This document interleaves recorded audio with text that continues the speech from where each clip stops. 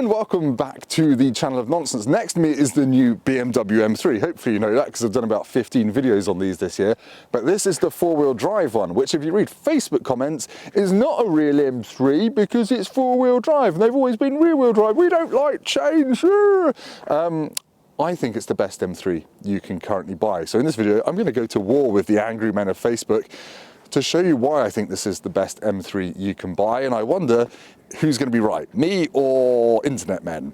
This is a video that I produce, film, edit. I think I'm going to win this one. But anyway, listen to my reasoning. It is sound. Anyway, it's freezing cold. I forgot my hat. The roads are slippery.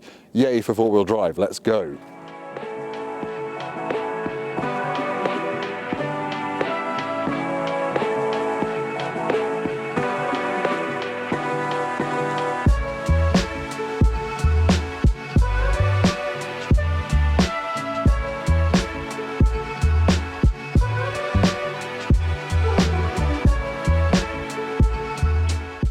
Yes, being flippant aside, this is kind of a big deal. It's the first four-wheel drive M3 we've ever had, and it does cost £2,800 more than a regular rear-wheel drive one, which takes it to about £78,000.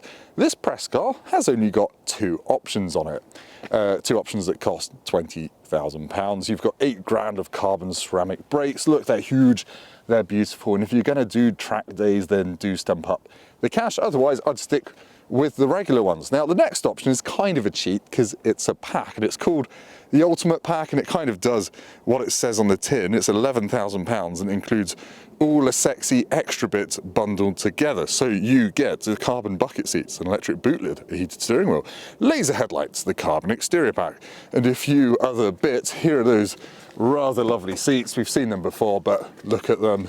These are in Kyalami orange. You've got a little carbon fibre testicle rest there, and it is just a lovely cabin. I'm not going to do a full review of this because, as I said, I've already done it to death. But there's the steering wheel. These are the important M toggles to switch between your preset driving modes. I'll show you the screen before we go for a drive because that's the only way you can tell this is a four-wheel drive version.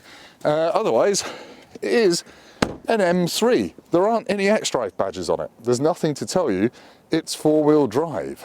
And that four-wheel drive system is pretty clever though.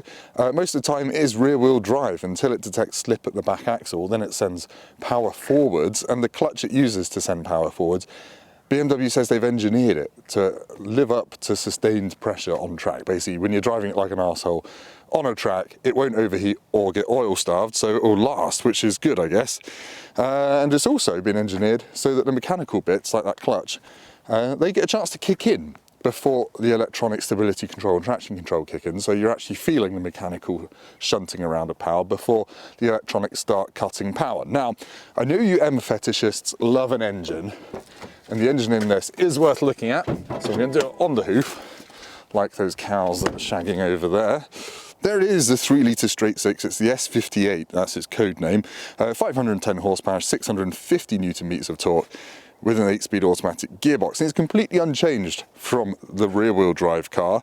So yeah, there's not really much to say other than it's a sodding great engine. Now, I should point out that BMW has just announced a bunch of anniversary models for next year where the badge uses the old M car graphics from, I guess, what, the 70s or 80s? It's really cool, and they've got a bunch of new colours as well. Greens and blues and lots of heritage colours. So if you're buying one of these in 2022, it's going to look a little bit different to this, and it's going to look awesome. Right, I'm going to jump in, show you that infotainment screen and the rear-wheel drive, four-wheel drivey stuff, and then we'll get cracking. Sorry, carbon roof porn. Now this is the only screen that really tells you this is a four-wheel drive M3, because you go down here and you've got a four-wheel drive option, but if you press and hold the stability control button, you can put this back into rear-wheel drive. There you go, DSC is fully off, and then you can put it in rear-wheel drive mode. And obviously you've taken the stability and traction fully off. However, you've got M traction control, which you can dial back in. So that is fully off, completely on your own. Good luck pulling out of a junction without binning it, all the way up to 10. Now I've been fiddling around with this, and at 10, it still lets you slip and slide about a bit. So you do need to be on your game if you put it in two-wheel drive mode. I think that's why it's called M traction control, because it's a sporty traction setting that allows some slip. But it's so much better than the M5, where you can put it in two-wheel drive mode, but everything is fully off and you're on your own. So I think this is a much better and more impressive system, and you can obviously do the drift analyzer thing as well when you do this.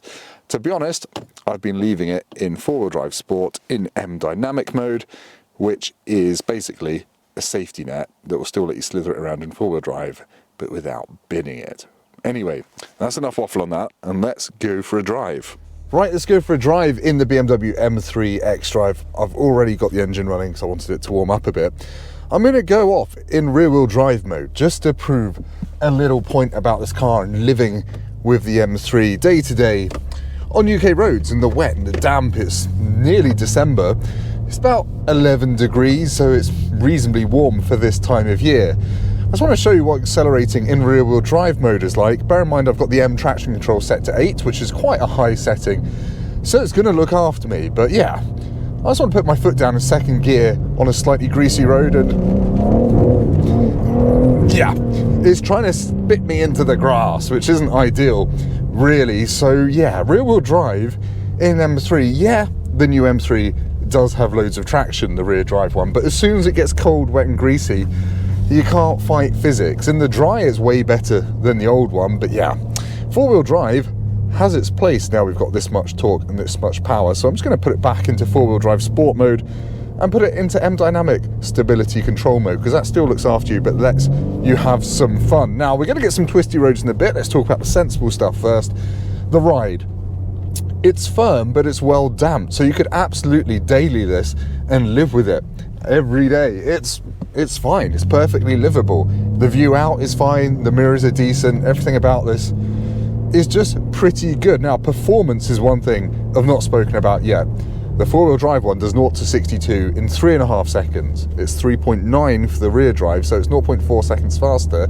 Top Gear has actually timed this 4-wheel drive car at 3.1 to 60, not 62, and that 2 mile an hour does make a difference, but 3.1 seconds is phenomenally quick. That's like faster than any supercar from more than 5 years ago, really, isn't it? So 3.1 to 60 in a saloon, and we're going to test that, do a bit of launch control in a bit. Right, going to do some motorways, talk about what it's like briefly at 70 miles an hour, and then we'll get to the twisty roads, do some launch control, and have some fun in 4-wheel drive sport mode. Right, I'm coming up to a 70 mile an hour limit out of a 50 limit, so we're going to accelerate up to UK motorway speeds and see what the M3 xDrive is like at that sort of pace. There's a white van in front of me that's booted. Right, that's 70 in a little bit. And yeah, to be honest, I've got a chassis in Sport Plus, which is the stiffest setting, and the ride is actually okay. And the noise from the road, from the wind, it's fine really. You get a bit of tyre noise, but no wind noise to speak of. But I'm just impressed how even in the sportier chassis setting, this is actually reasonably comfortable. It's not going like this. You can tell it's got high quality, well damped suspension rather than just setting everything to Audi. At least Audis of about 10 years ago, where stiffness was sportiness. But yeah, this is fine on the motorway. I've done some big miles in this. I've averaged about 25 mpg on long runs, 20 overall. But yeah, easy to live with. And of course, during those winter evenings, you've got 4-wheel drive and laser headlights because of the Ultimate Pack, making this a pretty good winter hack. Anyway, that's boring to talk about, so let's get some twisty roads and we can talk about the speed and the chassis and all that kind of stuff. Right, I'm about to get onto my twisty road, but I think I can do a cheeky little bit of launch control to see what the 4-wheel drive system in this M3 really feels like. Actually, I'm just going to put the gearbox into sport mode. Yeah, foot on the brake. Let's go.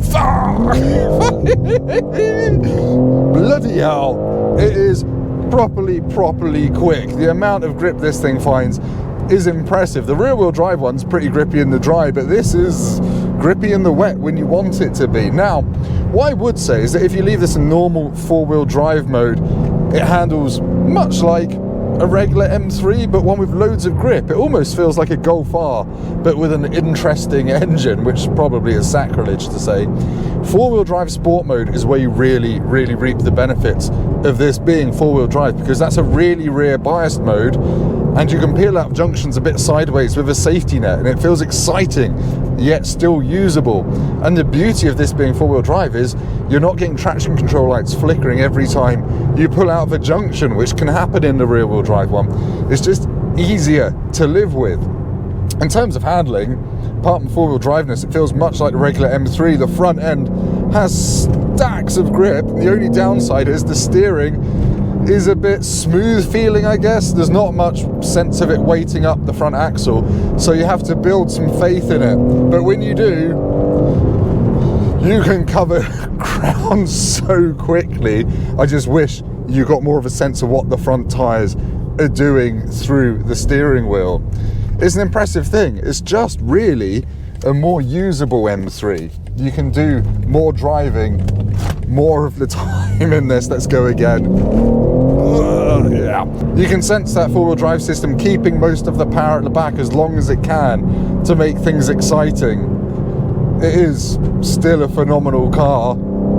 Engine sounds pretty impressive for something that's so heavily turbocharged. It's got an industrial 6-cylinder growl. Oh no, I've got to stop and go again. Greasy roads. Yeah, I would not feel confident accelerating that hard in the rear-wheel drive one, as we proved earlier in the rear drive mode of this. Oh, that made my head a bit funny through there because it's a big compression. Yeah, I would pick the four-wheel drive one over the rear-wheel drive one every day of the week, if only for the fact that you can make this rear drive when you want to and still have an element of traction control looking after you. I should talk about the gearbox actually while we're here. It's fine, it blends into the background when you want it to, but when you're in the sportier modes it is pretty thumpy in the back. But the upshift paddles, when you use them, there's a bit of a delay before it gives you the next gear, which means you can bang at the limiter a little bit. There's a little niggle. Right, that's probably enough knobbing about in this. Back to you, Tim, for an outro. Try not to crash into a Range Rover, always advised.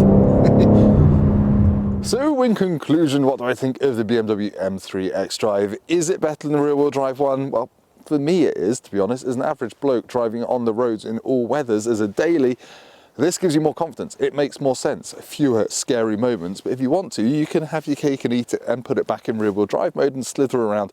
And you only got a 50 kilo penalty and a 2.5 grand penalty, which in the scheme of things isn't very much. So I imagine most people will go for the four-wheel drive one, and purists who write in capital letters on the internet can go and buy the rear-wheel drive one, or just keep living with their mum with the Suzuki Cappuccino that's on the driveway.